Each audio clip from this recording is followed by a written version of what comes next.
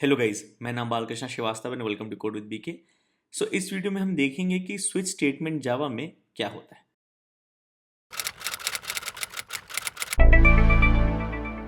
तो शुरू करने से पहले इट इज रिक्वेस्ट कि प्लीज सब्सक्राइब करें मेरे चैनल को। तो ये जो वीडियो है वो मेरे जावा 101 बिगिनर कोर्स की सीरीज ऑफ वीडियोस का एक पार्ट है, जिसमें मैं पूरा Java basics, fundamentals, nuts and bolts, concepts एकदम अच्छे से पढ़ाऊंगा। ओके, हम इस गाइडेड कोर्स को फॉलो करेंगे और एक गाइडेड कोर्स भी मैंने खुद ही ऑथर किया है। तो ये कोर्स आपको मेरी वेबसाइट codeWithBK.com पर मिल जाएगा। ये पूरी वेबसाइट ज़ीरो से लेकर, एकदम ज़ीरो से लेकर एंड तक मैंने बनाई है। Front end, back and, architecture, पूरे सब कुछ, कंटेंट सब कुछ। मेरा नाम बालकृष्ण है, मेरे फ्रेंड्स मुझे बीके बुलाते हैं, तो कोड विद बीके इसलिए। राइट, आपको codeWithBK.com पर जाना है, जावा पे क्लिक करना है, जावा 101 बिगनर कोर्स पे जाना है। ये सारे मॉड्यूल्स हैं। हम डिसीजन मेकिंग कंट्रोल फ्लो के लास्ट पार्ट में, जिसमें हम स्विच स्टेटमेंट पढ़ेंगे। ओके, एक और चीज़, ये कोर्स, ये वीडियोस बहुत ही स्लो पेस्ड है, क्योंकि मैं बहुत ही डीप में कॉन्सेप्ट्स पढ़ा रहा हूँ और मैं अपना समय लेके पढ़ाऊंगा, क्योंकि मुझे कोई जल्दी हड़बड़ी नहीं है कि मुझे बस नाम के लिए पढ़ा देना है। आइडिया ये है कि इस वीडियो से आपका बेसिक्स एकदम सॉलिड हो। तो अगर आप जावा सीखना स्टार्ट कर रहे हैं या सीखना स्टार्ट करेंगे कुछ दिनों में, या फिर आप स्कूल कॉलेज की क्लासेस में थोड़ा पीछे रह गए हैं, आप रिविजिट करना चाहते हैं अपने कॉन्सेप्ट्स, तो ये वीडियोस आपको बहुत हेल्प करेंगे। या फिर आप एक प्रोफेशनल हो, आप अपना नौकरी करते हो या जॉब बिजनेस करते हो, लेकिन आपको हमेशा से था कि आपको कोडिंग सीखनी है, तो आप इसको फॉलो करो। ओके, जो जो मैं बताता हूँ करते जाओ, सवाल लगाते जाओ, नोटबुक पेन लेके लिखो, नोट्स बनाते जाओ और सीख जाओगे। ओके, समय लगेगा, कोई जल्दी जल्दी नहीं करा रहा मैं। ओके, तो स्विच स्टेटमेंट एक डिसीजन मेकिंग में काम आता है जावा में, और हमने पिछले वीडियोस में देखा कि इफ स्टेटमेंट क्या होता है।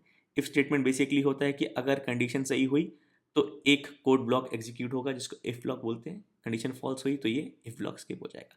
फिर हमने देखा कि इफ एल्स क्या होता है, कि अगर ये कंडीशन ट्रू हुई, इफ कंडीशन, तो इफ ब्लॉक स्किप होगा, इफ ब्लॉक एग्जीक्यूट होगा। अगर इफ कंडीशन फॉल्स हुई तो एल्स ब्लॉक एग्जीक्यूट होगा। फिर हमने देखा कि इफ एल्स इफ क्या होता है, कि जो एल्स कंडीशन है उस पर भी एक इफ लगा है, फिर एक और एल्स कंडीशन पे इफ लगा है, और फाइनली हमने देखा कि नेस्टेड इफ क्या होता है, कि इफ कंडीशन के ब्लॉक में ही अगर एक और इफ कंडीशन लगी हो। ओके, अब हम आ रहे हैं हमारे स्विच स्टेटमेंट पर। तो switch statement basically use when a program needs to choose between multiple possible values. Okay, कुछ set number of possible values है जिसमें आपसे आपको एक चूज करना है। Okay, switch statement checks one expression against multiple values. Okay, when a matching case is found that block executes. Okay, alright, ये है आपका स्विच का सिंटैक्स। तो ये वर्ड स्विच कीवर्ड है, जैसे इफ एल्स कीवर्ड है, स्विच कीवर्ड है। इसी पर्पस के लिए यूज होता है जावा में, कि वो एक स्विच केस का स्टेटमेंट डिफाइन कर पाए, फॉलोड बाय पैरेंथेसिस जो कि सिंटैक्स का पार्ट है। अंदर आता है एक एक्सप्रेशन, और ये एक्सप्रेशन एक वैल्यू में इवेल्युएट होना चाहिए। जैसे कंडीशन हमेशा, जैसे इफ एल्स में चले गए आप, तो कंडीशन हमेशा एक बूलियन वैल्यू में इवेल्युएट होनी चाहिए। वैसे ही ये एक्सप्रेशन, ओके, एक कैर, इंट, बाइट या शॉर्ट में इवेल्युएट होना चाहिए। ओके, एक नंबर होना चाहिए चारों टाइप्स में से। ओके, उसके बाद opening curly brace, closing curly brace, ये पूरा एक स्विच स्टेटमेंट हो गया, जिसके हमने अंदर केसेस डाले। ओके, केस एक कीवर्ड है, और केस के बाद एक वैल्यू आता है जो कि कांस्टेंट है। आप यहाँ पे एक्सप्रेशन नहीं डाल सकते, इसलिए वैल्यू लिखा हुआ है। एक्सप्रेशन आप यहाँ डाल सकते हो, जो कि एक वेरिएबल हो सकता है, या फिर expression that evaluates to a value. Okay, लेकिन यहाँ पर केसेस हमेशा कॉन्स्टेंट्स ही होते हैं। Okay, case some value followed by colon, colon भी सिंटैक्स का पार्ट है, followed by some code, followed by a break, semicolon. So break keyword है। ओके, फिर अगला case for a second value followed by colon, जो code इस case के लिए है, followed by break statement that include semicolon. और कितने भी केसेस आप ऐड कर सकते हो। फाइनली एक डिफॉल्ट केस, जो तब चलेगा जब इनमें से कोई भी केस मैच नहीं हुआ। 1 मिनट में जब एग्जाम्पल दूंगा समझ जाओगे। और फिर डिफॉल्ट केस का कोड। Okay, right. तो इसमें 4 कीवर्ड्स यूज हो रहे हैं, स्विच, केस, डिफॉल्ट, ब्रेक। ये सब कीवर्ड्स है, इनका पर्पस यही है। Okay, expression is evaluated once, तो जो भी इसका वैल्यू आएगा इवेल्युएट होके वो पॉसिबल केसेस से मैच होगा। Break exits the switch block, break exits the switch block, इसका इसका मतलब मैं एग्जाम्पल के साथ समझाऊंगा। Okay, default execute if no case matches. Okay, default block जो है ऑप्शनल होता है। ऑलराइट, ओके, तो हमारे पास एक वेरिएबल डे है, जिसमें एक इंटीजर है। डे की वैल्यू 1 से लेकर 7 के बीच में हो सकती है। अगर डे की वैल्यू 1 है तो मंडे प्रिंट करना है, डे की वैल्यू 2 है तो ट्यूसडे प्रिंट करना है, so on till Sunday. Okay, तो हमारे पास है क्या, अभी हमारे पास डे है। ओके, जो कि 1, 2, 3, 4, 5, 6 या 7 हो सकता है। अगर कुछ और हुआ तो हमको नहीं पता क्या डे प्रिंट करना है। 1 के लिए मंडे, 2 के लिए ट्यूसडे, 3 के लिए वेडनेसडे, 4 के लिए थर्सडे, 5 के लिए फ्राइडे, 6 के लिए सैटरडे, 7 के लिए संडे। ओके, राइटिंग बहुत ही हॉरिबल है, आप समझ जाइए। 1 से 7 के लिए हमको मंडे टू संडे प्रिंट करना है। ओके, तो हम क्या करेंगे, हम लिखेंगे पहले तो हमारा वेरिएबल हो गया जिसमें हम डे स्टोर कर रहे हैं, से 4। ओके, हम लिखेंगे switch keyword followed by opening parenthesis, जो कि हमने अपने सिंटैक्स में देखा। ओके, अंदर एक्सप्रेशन में मैं अभी सिर्फ वेरिएबल डाल दूंगा day. Okay, opening close curly braces. Okay, ये हमारा स्विच स्टेटमेंट पूरा हो गया। अब अंदर हमको लिखने हैं केसेस। ओके, कमेंट इग्नोर हो गया।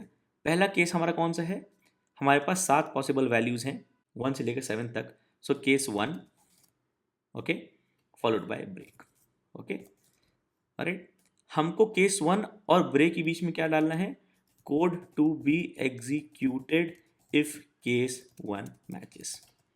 ओके, क्योंकि स्विच केस में ये जो एक्सप्रेशन, ये वेरिएबल है, जिस भी केस से मैच होगा उसके अंडर एक सर्टेन कोड है जो एग्जीक्यूट होगा, वो आपको लिखना है इस पर्टिकुलर केस के लिए, और हर केस के लिए सेम। तो आप केस 1, केस 2, 3, 4, 5, 6, 7। ओके, तो देखिए अभी पहले वाले केस के बाद रेड लाइन्स आ रही हैं क्योंकि दो केस की वैल्यू एग्जैक्टली सेम नहीं हो सकती। तो इसको 2 किया, इसको 3 किया, इसको 4 किया, इसको 4 किया, इसको 5 किया, इसको 5 किया, इसको 6 किया, इसको 6 किया, इसको 7 किया, इसको 7 किया। ओके, और फाइनली एक default. Okay, code to be executed if no case matches. Okay, तो ये डिफॉल्ट ऑप्शनल है, मतलब अगर मैं ये डिफॉल्ट हटा देता हूँ, ओके, तभी कोई दिक्कत नहीं है। ओके, राइट, थोड़ा इसको छोटा कर देते हैं, हाँ दिख जाएगा सब साथ में। ओके, राइट, तो एक काम करते हैं, एक स्ट्रिंग ले लेते हैं, स्ट्रिंग डे नेम एक ले लेते हैं ब्लैंक। ओके, तो डे नेम हो गया हमारा 1 के लिए Monday. Okay, right, day name 2 के लिए हो गया ट्यूसडे। ओके, डे नेम 3 के लिए हो गया वेडनेसडे। ओके, डे नेम 4 के लिए हो गया थर्सडे। डे नेम 5 के लिए हो गया फ्राइडे। डे नेम 6 के लिए हो गया सैटरडे, और डे नेम 7 के लिए हो गया संडे। ओके, तो हम बोलेंगे system dot out dot println, okay, day name for day number followed by day number plus is, okay, plus day name. Okay, default case में हम बोल देंगे day name is invalid. Okay, अगर day number 1 से 7 के बीच में नहीं। Okay, फिर से ये हमारा स्विच कीवर्ड है, पैरेंथेसिस में हमारा एक एक्सप्रेशन है या वेरिएबल है जो एक वैल्यू में वैल्यूट होगा। वैल्यू क्या क्या हो सकती है, इंट, शॉर्ट, कैर, बाइट। ओके, इनमें से एक टाइप की वैल्यू होनी चाहिए, अभी हमारे पास इंट है। ओके, ये value one of the possible cases से मैच होगी, ऑलराइट, जिससे भी मैच होगी वो कोड चलेगा। अगर किसी केस से मैच नहीं है तो डिफॉल्ट चलेगा। ओके, तो डे 4 है, हमको ये वाला केस मैच होगा तो डे नेम थर्सडे सेट हो जाएगा, तो हमको मिलेगा day for day number 4 is Thursday. Okay, similarly हम डे नंबर को अगर 1 कर देते हैं, ओके, तो पहला केस ही मैच होगा, हमको मिलेगा मंडे। तो आप देख रहे हैं एक ही केस मैच हो रहा है, मल्टीपल केसेस मैच नहीं हो रहे हैं। जिस भी केस से डे मैच हुआ वो एग्जीक्यूट हो जाएगा, और दो केसेस में सेम वैल्यू नहीं हो सकती। ओके, तो देखिए आपका एरर आ गया क्योंकि एक केस 2 हो गया, आप दोबारा केस 2 नहीं डाल सकते। तो दो केसेस में एग्जैक्ट सेम वैल्यू आप नहीं डाल सकते। तो केस 2 में हमको ट्यूसडे मिल जाएगा, केस 3 में हमको डे की वैल्यू 3 में सॉरी हमको वेडनेसडे मिल जाएगा, डे की वैल्यू 4 में हमको थर्सडे मिल जाएगा, 5 में फ्राइडे मिल जाएगा, 6 में हमको सैटरडे मिल जाएगा, 7 में हमको संडे मिल जाएगा, 8 में हमको इनवैलिड मिलेगा। ओके, क्योंकि जब ये 8 है तो ये वैल्यू 8 किसी भी केस से मैच नहीं हुई, कहीं भी 8 नहीं है, तो डिफ़ॉल्ट केस एग्जीक्यूट हो। डिफ़ॉल्ट ऑप्शनल है, तो जब ये डे 8 है, ओके, तो किसी भी केस से मैच नहीं हुआ तो कोई भी स्विच का ब्लॉक, कोई भी स्विच का केस एग्जीक्यूट नहीं हुआ। ओके, तो डे नेम ब्लैंक था, ब्लैंक ही रह जाएगा। ओके, तो डे नेम ब्लैंक आया। अगर आप इसको ऐसे देखना चाहते हो ये ब्लैंक है, ओके, तो देखिए ब्लैंक ही रहा। ओके, जब आपने डिफ़ॉल्ट केस ऐड कर दिया तो 1 से लेकर 7 तक अगर कोई भी वैल्यू डे में नहीं हुई तो डिफ़ॉल्ट अब इसको डे नेम को इनवैलिड कर देगा, अब आपको इनवैलिड मिलेगा। ऑलराइट, तो यहाँ पे जो भी वेरिएबल एक्सप्रेशन है उसकी जो भी वैल्यू इवैल्यूएट होके आती है वो किसी पॉसिबल केस से मैच होगी। ओके, और जो भी कोड एग्जीक्यूट आपको करना है वो केस लेबल के बाद से लेकर ब्रेक के बीच में आपको कोड कर देना है। It can be multiple lines of code. अगर ज़्यादा कोड है तो आई रिकमेंड आप कर्ली ब्रेसेस में से डाल दो, ऐसे कर लो। ओके, तो अभी भी देखिए 1 के लिए मंडे आएगा। ओके, ये तब हम यूज़ करते हैं कर्ली ब्रेसेस जब हम सेम वेरिएबल बार बार यूज़ करते हैं। तो कई बार ऐसा होता है आप कंफ्यूज ना हो जाओ, इसलिए इसको आप कर्ली ब्रेस में भी डाल सकते हो। ओके, ये भी ऑप्शनल है एक। ओके, थोड़ा क्लियर कर देता है कोड। ओके, तो ये पूरा इस केस 1 का ब्लॉक हो गया। ओके, तो 1 के लिए मंडे, 2 के लिए ट्यूसडे एंड अभी भी 3 के लिए सो ऑन से ही काम करेगा।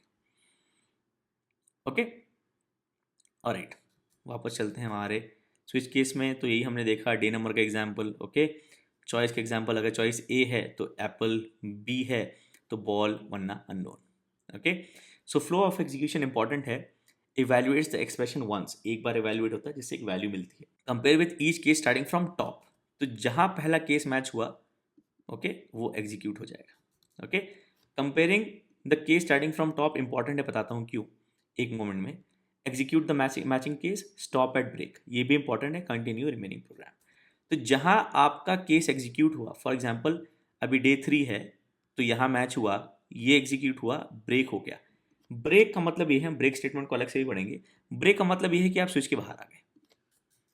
ओके, तो स्विच के बाहर आप दो तरीके से आ सकते हो, या फिर आपको ब्रेक मिल गया या फिर आप एकदम एंड कर गए, डिफॉल्ट के बाद आ गए, यहाँ पे कुछ नहीं है, सिर्फ क्लोजिंग कर्ली ब्रेस है स्विच केस का, तो आपका स्विच केस है। ओके, अब आते हैं इंपॉर्टेंट पार्ट्स पर। अब हमने देखा जो ब्रेक है वो स्विच केस खत्म करता है, तो जब ब्रेक के साथ हम डे 4 करते हैं तो हमको मिलता है थर्सडे। ओके, तो जब डे 4 हुआ, केस यहाँ मैच हुआ, डे नेम हो गया थर्सडे, हम इस ब्रेक को हटा देते हैं। अब जब ब्रेक हट गया तो यहाँ ब्रेक नहीं है, हमको स्विच केस से बाहर कौन ला रहा था, ब्रेक। तो ये कंट्रोल नीचे गिरता जाएगा जब तक इसको एक ब्रेक स्टेटमेंट नहीं मिल जाता। ओके, तो ये जब कंट्रोल नीचे गिरेगा तो डे नेम थर्सडे प्रिंट हुआ क्योंकि केस 4 मैच था डे बराबर 4 के लिए। ओके, इसको यहाँ दिखा ब्रेक नहीं है तो ये नीचे जाता जाएगा, फॉल थ्रू होता जाएगा, इसको बोलते हैं फॉल थ्रू ऑफ केसेस। तो ये डे नेम फिर फ्राइडे कर देगा, फिर ब्रेक करेगा, तो केस 4 के लिए भी अब आपको फ्राइडे मिलेगा। ओके, तो आप इसको ऐसे प्रिंट करा सकते हो, system dot out dot print L N sys out, okay, case 4 match. Okay, और यहाँ पे कर लो आप केस 5 मैच। ओके, तो जब डे बराबर 4 है ये केस मैच हुआ, ये तीनों स्किप हो गए क्योंकि ये तीनों मैच नहीं हुए।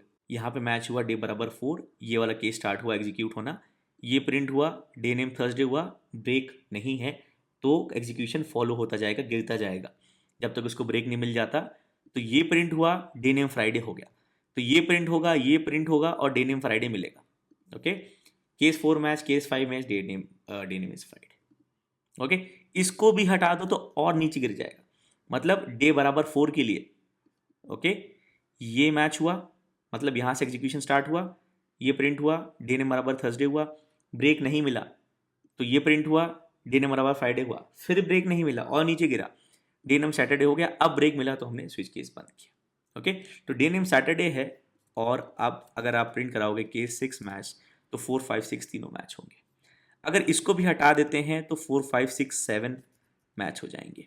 ओके, क्योंकि मैचिंग यहाँ से स्टार्ट हुई केस 4 से, ये एग्जीक्यूट हुआ, ब्रेक नहीं था, ये एग्जीक्यूट हुआ, ब्रेक नहीं था, ये एग्जीक्यूट हुआ, ब्रेक नहीं था, ये एग्जीक्यूट हुआ, ब्रेक मिला। ओके, अब इसको भी हटा दोगे तो डिफॉल्ट भी मैच हो जाएगा।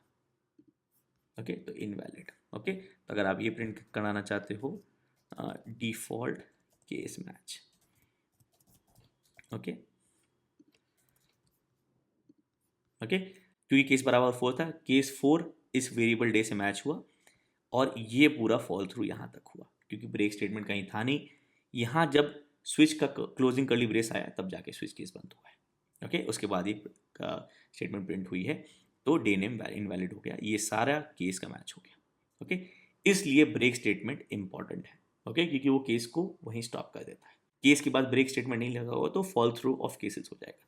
अगर मैं अब डे 2 कर देता हूँ, तो 2 के बाद डे नेम ट्यूसडे हुआ, उसके बाद ब्रेक हो गया, तो ब्रेक हो गया तो आप स्विच केस के बाहर आ गए, तो डे नेम ट्यूसडे ही बस प्रिंट होगा।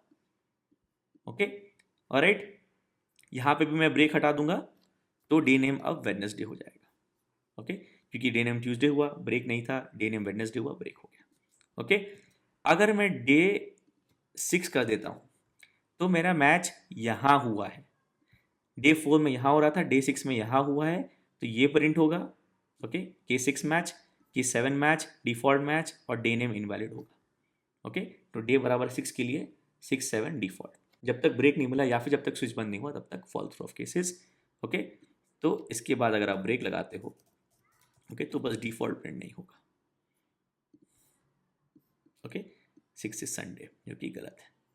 ओके, क्योंकि फॉल थ्रू है, तो इसलिए हम ब्रेक लगाते हैं हर केस के बाद ताकि फॉल थ्रू ऑफ केसेस ना हो। ओके, राइट, वापस से 1 मंडे, 2 ट्यूसडे, 3 वेडनेसडे और 4 ऑनवर्ड्स हमने लिख रखा है केस 4 मैच। ओके, तो केस 4 मैच एंड प्रिंट होगा, 5 में केस 5 मैच फ्राइडे प्रिंट होगा, 6 में केस 6 मैच, 7 में case 7 match, any other value जो कि इंटीजर की है उसमें ये number of 9 is invalid. Okay, इसलिए ऑर्डर इंपॉर्टेंट है, टॉप टू बॉटम वाला ऑर्डर इंपॉर्टेंट है। आप जरूरी नहीं कि 1 टू ऑर्डर में हो, आप ऐसे भी कर सकते हो, केस 2 ले लो पहले, केस 4 ले लो यहाँ पर, फिर केस 6 ले लो यहाँ पर। ओके, जो कंपाइलर है उसको ऑर्डर से मतलब नहीं है, उसको मतलब ये है कि केसेस की जो वैल्यूज हैं वो सेपरेट होनी चाहिए। तो 2 1 4 3 6 5 7 है, अब अभी भी सेम काम करेगा। 1 अभी भी आपको मंडे देगा, 2 अभी भी आपको ट्यूसडे देगा, 3 अभी भी आपको वेडनेसडे देगा, 4 में आपका केस मैच प्रिंट होगा और थर्सडे देगा, 5 में केस मैच प्रिंट होगा फ्राइडे देगा, 6 में केस मैच प्रिंट होगा सैटरडे देगा, 7 में केस मैच प्रिंट होगा संडे देगा और 8 में आपको इनवैलिड देगा। ओके, राइट, तो 2 इंपॉर्टेंट चीज़ें, पहला कि जो केसेस का फॉल थ्रू है वो होगा अगर आप ब्रेक स्टेटमेंट भूल जाओगे, मिस कर दोगे। एक एग्जांपल मैं वीडियो के एंड में बताऊंगा जहां हम जानबूझ के ब्रेक नहीं लगाते ताकि केसेस का फॉल थ्रू, ओके, बताऊंगा मैं। दूसरा ये कि जो ऑर्डर है वो इंपॉर्टेंट है। ओके, क्योंकि अगर फॉल थ्रू हुआ तो जहां से लेबल मैच हुआ है, जहां केस वैल्यू और एक्सप्रेशन मैच हुई है, वहां से फॉल थ्रू स्टार्ट हो जाएगा अगर आप ब्रेक मिस करती है। Okay, alright, basic break is one of the most common switch mistakes. Okay, तो अगर आपने केस मिस कर दिया, नंबर बराबर 1 है, यहाँ मैच हुआ, प्रिंट हुआ, ब्रेक नहीं था, प्रिंट हुआ, ब्रेक नहीं था, प्रिंट हुआ और स्विच केस बंद हो गया। ओके, तो अगर आप इसको हम प्रिंट कराना चाहें, ओके, तो हमको मिलेगा 1 2 3। Okay, alright, default will execute only when no case value matches. हमेशा नहीं चलता, ऐसा नहीं होगा कि केस मैच होगा फिर डिफॉल्ट चलेगा, केस मैच होगा फिर डिफॉल्ट चलेगा, नहीं, डिफॉल्ट तभी चलेगा जब कोई केस मैच नहीं होगा। ओके, तो मैंने आपको बोला था ये एक्सप्रेशन में आप जो है इंट, कैर, बाइट और शॉर्ट यूज़ कर सकते हो। तो अब आप इसमें स्ट्रिंग और इनम टाइप भी यूज़ कर सकते हो। इनम के बारे में बाद में पढ़ेंगे, स्ट्रिंग के बारे में मैंने इंट्रोडक्शन दे दिया है। तो स्ट्रिंग आया है जावा 7 ऑनवर्ड्स और इनम आया जावा 5 ऑनवर्ड्स, उसके पहले आपको अलाउड नहीं था। जब मैंने जावा पढ़ना स्टार्ट की तब स्विच में आप स्ट्रिंग नहीं यूज़ कर सकते थे। ओके, वन फाइनल थिंग कि आपको ये फॉल थ्रू को यूज़ करना है तो कैसे करोगे, इसका बहुत ही स्टैंडर्ड ओजी यूज़ है चेकिंग वॉवल। ओके, तो वॉवल्स क्या होते हैं, कहते हैं AEIOU। तो वॉवल चेक करने के लिए हम बोलेंगे कैर वॉवल इज से लोअर केस ए। ओके, हमको पता लगाना है ये वॉवल है कि नहीं। ओके, तो हम क्या करेंगे, स्विच वेरिएबल कौन सा है, वॉवल। ओके, हमारे पास पॉसिबल केसेस क्या क्या हैं वॉवल के, AEIOU। ओके, तो मैं बोलूँगा boolean is vowel is false. Okay, और ये वॉवल ट्रू तभी सेट होगा जब वॉवल या फिर ए है या फिर आई है या फिर ओ है या फिर ई है या फिर यू है। ओके, इन केसेस के लिए मैं बोलूँगा इस vowel equal to true. Okay, और मैं प्रिंट करा दूंगा इज CH वॉवल। ओके, यहाँ पे एक छोटा सा टर्नरी ऑपरेटर यूज़ करूँगा, इज वॉवेल अगर हुआ, अगर ट्रू है तो प्रिंट करा दो यस, अगर फॉल्स है तो प्रिंट करा दो नो। ओके राइट, तो ये बेसिकली सिंपली इस वॉवेल प्रिंट करने के बजाय ओके मैंने रिप्लेस कर दिया है इसको एक एक्सप्रेशन जो कि एक टर्नरी ऑपरेटर का रिटर्न वैल्यू है, या यस या नो। ओके, तो हम एक सेपरेटर डाल देते हैं सिस आउट। ओके, तो क्योंकि लोअर केस ए वॉवेल है हमको मिलेगा it is a vowel yes. Okay, एक स्पेस डाल देते हैं, सॉरी।